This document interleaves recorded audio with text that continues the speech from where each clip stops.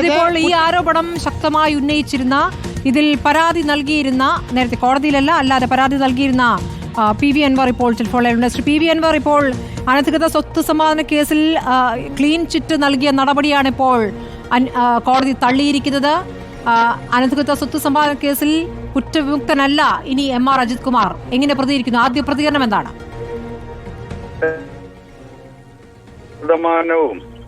കോടതി നീതിന്യായ വ്യവസ്ഥ ഇത് കണ്ടെത്തുമെന്ന് ഉള്ള പ്രതീക്ഷയിൽ തന്നെ ആയിരുന്നു ഞങ്ങൾ നിന്നിരുന്നത്. അതാണ് ഇപ്പൊ സംഭവിച്ചിരിക്കുന്നത്.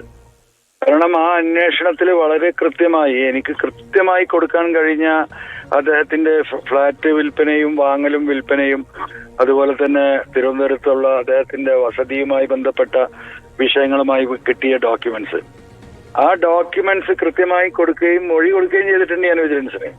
പക്ഷെ റിപ്പോർട്ടിൽ അതിനെക്കുറിച്ച് ഒരു വരി പോലും എഴുതിയിട്ടുണ്ടായിരുന്നില്ല.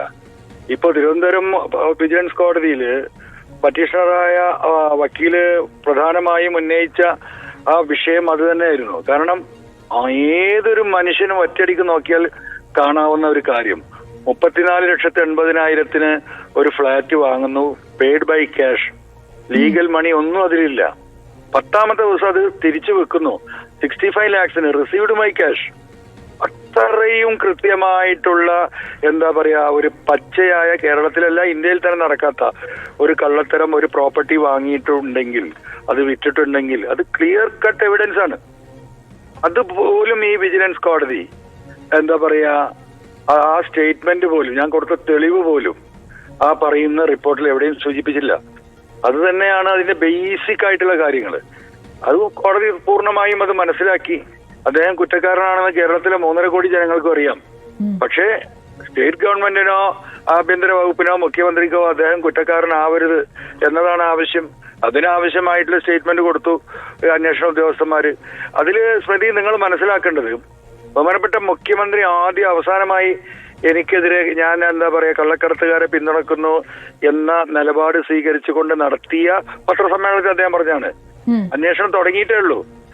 ADGP അജിത് കുമാർ സത്യസന്ധനായ ഒരു പോലീസ് ഉദ്യോഗസ്ഥനാണ് എന്നാണ് എന്റെ അനുഭവം. മുഖ്യമന്ത്രി പറയാ ഒരു അന്വേഷണം നടക്കുമ്പോ ആരാ അദ്ദേഹത്തിനെ കുറ്റക്കാരനാക്കുക? അതാണ് ഇവിടുത്തെ ഏറ്റവും വലിയ വിഷയം. ഇതെല്ലാം കൂട്ടിഘടിപ്പിക്കപ്പെട്ടതാണ്. അത് ഇനി കോടതിയുടെ മേൽനോട്ടത്തിൽ അന്വേഷണം നടക്കട്ടെ, പുറത്തു വരുമല്ലോ ഇന്നല്ലെങ്കിൽ നാളെ. ഇതിലിപ്പോൾ പരാതി നൽകിയത് ഒരു അഡ്വക്കേറ്റ് ആണല്ലോ, അദ്ദേഹത്തിന്റെ മൊഴി നേരിട്ടെടുക്കും കോടതി എന്നുള്ള വിവരം കൂടി നമുക്ക് ലഭ്യമാവുകയാണ്. അങ്ങ് അതിൽ കക്ഷി ചേരുമോ? അതിനുള്ള സാധ്യത എത്രയാണ്? തീർച്ചയായിട്ടും അതിൽ കക്ഷി ചേരും. കാരണം അദ്ദേഹവുമായിട്ട് ഡിസ്കസ് ചെയ്തിട്ട് തന്നെയാണ് നമ്മൾ കാര്യങ്ങൾ പോകുന്നത്. അതുകൊണ്ട് അദ്ദേഹത്തിന് എല്ലാവിധ സപ്പോർട്ടും നൽകുന്നുണ്ട്. ബാക്കിയുള്ള ഡോക്യുമെന്റ്സ് കൊടുത്തിട്ടുണ്ട്. കക്ഷി തേരാനുള്ള പൊസിഷനിൽ ഞങ്ങൾ ജോയിൻ ചെയ്യും. അതില് അങ്ങനെ തന്നെയാണ് നിൽക്കുന്നത്. ശരി, വളരെ നന്ദി ശ്രീ പി വി അൻവർ പ്രതികരിച്ചതിന്.